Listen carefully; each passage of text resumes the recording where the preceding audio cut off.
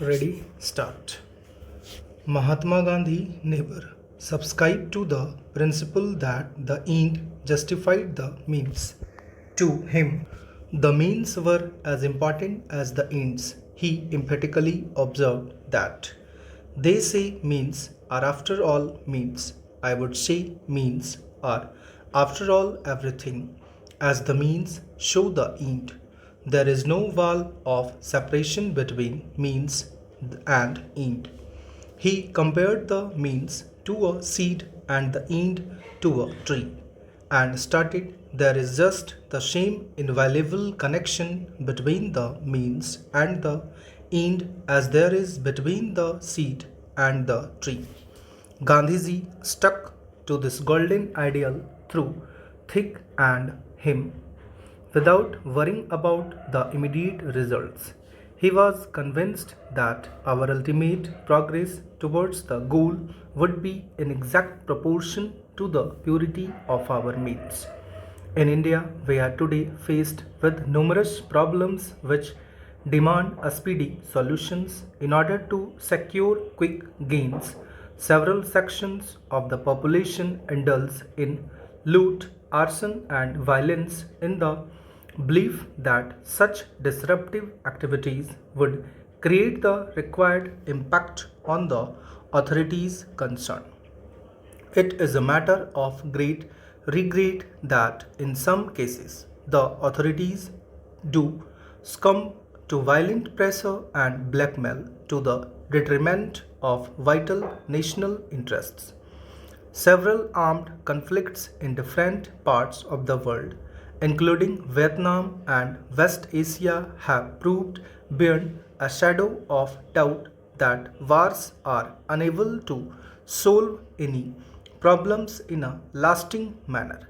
Violence creates many more difficulties and complicates matters in a hopeless fashion.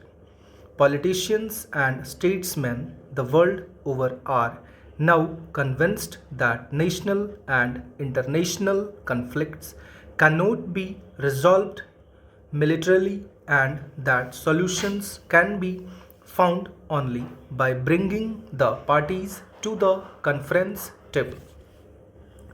All these experiences have amply vindicated Gandhiji's insistence on the employment of pure methods for the attainment of noble objectives. In my view, the best way to observe the Gandhi Sanitary would be to recognize the truth of this eternal principle and to follow it with unbending will and determination in all spheres of private and public life. Bapu's faith in truth and non-violence was based on his unshakable belief in God and in the efficacy of prayer. To him, God was truth, and in the last analysis, truth was God, the source of light and life and love.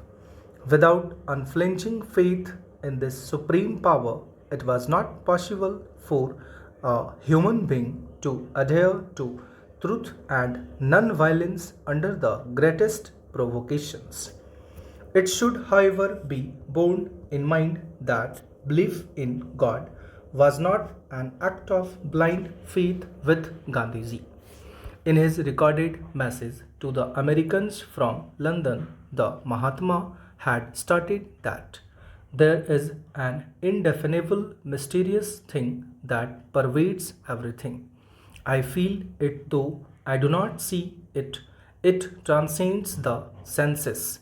I do dimly perceive that whilst everything around me is ever changing, ever dying, there is underlying all that change a living power that is changeless, that holds altogether, that creates, dissolves, and recreates.